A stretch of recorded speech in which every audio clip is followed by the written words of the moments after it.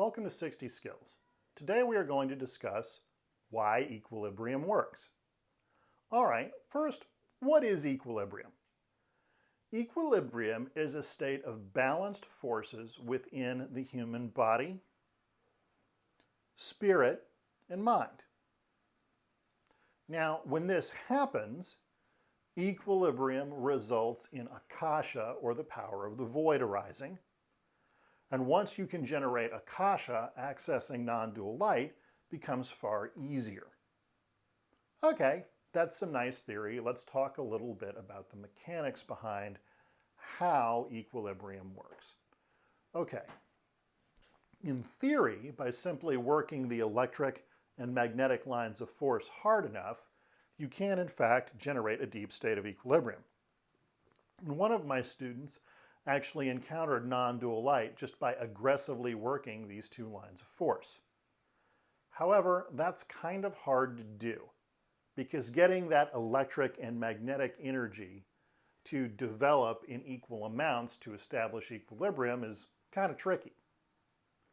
So what do we do in the 60 Skills program and Hermetics writ large? Well, we cheat. By going with an elemental system, fire, air, water, and earth. This makes it much easier to effectively achieve a close enough balance between the four forces, because they self-reinforce in this case, versus merely acting in opposition, to generate equilibrium spontaneously. And then when you have enough practice generating equilibrium by accident, you can start to do it upon command.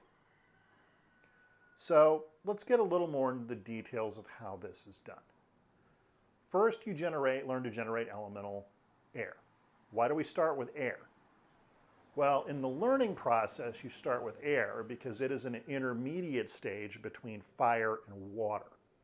This in turn allows you to split these two.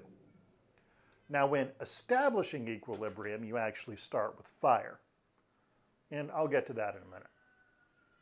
So you learn to generate air because it's an intermediate element that splits fire and water. Okay.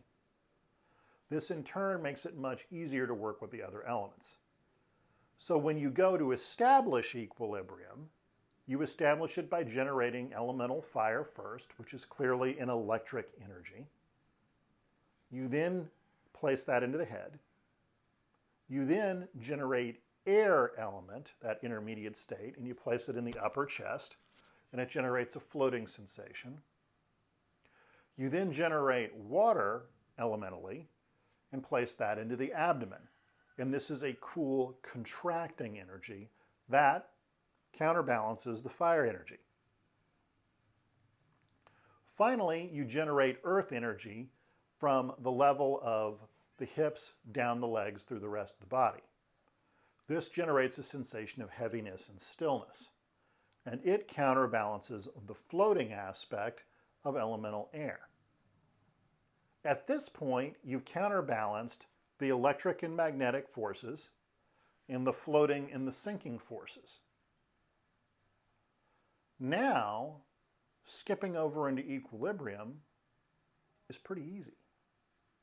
Now, in the beginning, of course, this will happen, much as it always does with any new skill, accidentally.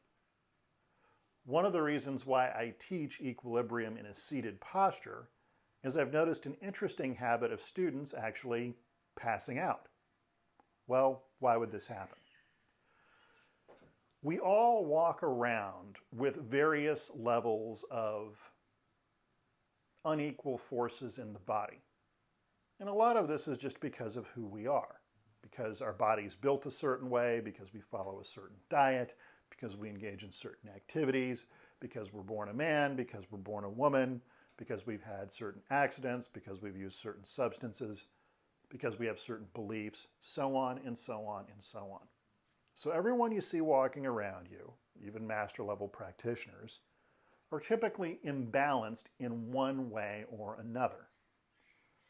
Now, unless you have very specific training that allows you to reach that equilibrium state, you've been walking around in this imbalanced state for a very, very long time. So the first time you manage to establish equilibrium, the body gets confused, doesn't know what's going on. Well, the natural response to the body being really confused is typically passing out and taking a nap. Hey, it happened to me too. The first time I established equilibrium was with a ritual system. When it hit hard the first time I really nailed it, I woke up on the ground. Now, I was in my sacred space and practice area, so I didn't get hurt, but I could have been. So one of the lessons I learned when I got into the initiation into Hermetics Franz Barden system that I learned from Mark Rasmus and established my own school of 60 skills was that you can teach the elements a variety of different ways, so on and so forth. But when I teach students how to establish equilibrium on their own, I have them do it in a seated position. That way, if they fall asleep or pass out, their odds of getting hurt aren't so high. Now, okay, you finally establish equilibrium. You finally get to the point where you can establish this on your own with some degree of reliability. What happens next? Well, the deeper you go into equilibrium, you begin to enter a state that some refer to as equanimity, or a deep state of equilibrium. When this happens, Akasha naturally arises. Now, with many of my own students, this happens around the 6th-month point of solo practice. Well, they'll be sitting there doing their elemental meditations, and they start to notice this purple color creeping into the meditation or the energy being worked with. That's Akasha. Now, at that point, you learn how to generate Akasha on your own. If you're learning through initiation or the 60 skills system, we'll also initiate you into non-dual light at the same time, and there's a very important reason for that. See, Akasha is dissolving in nature. It's very hard on your vital force, very hard on your body. When all of your restraints are dissolved, there's a natural tendency for your mind, spirit, and body to want to reground itself. So there's a bad tendency if you've opened up with a lot of Akasha to just grab on to whatever random thought, idea, or system is around you at the time. This isn't healthy and tends to result in a wide divergence from your path in life. By generating non-dual light, or having it done for you via transmission, it regrounds you to your purpose in life. Now, here's the thing. You can get to non-dual light on your own without someone else's help.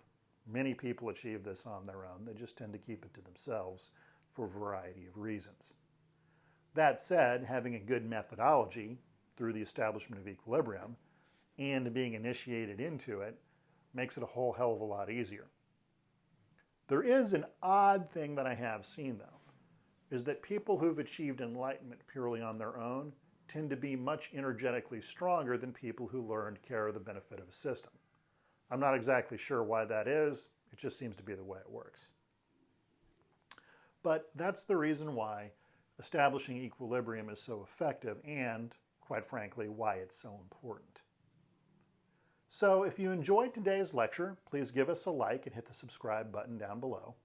And if you would like to learn more about the 60 Skills curriculum, check out the links in the details portion of the video down below. Otherwise, train hard and be well.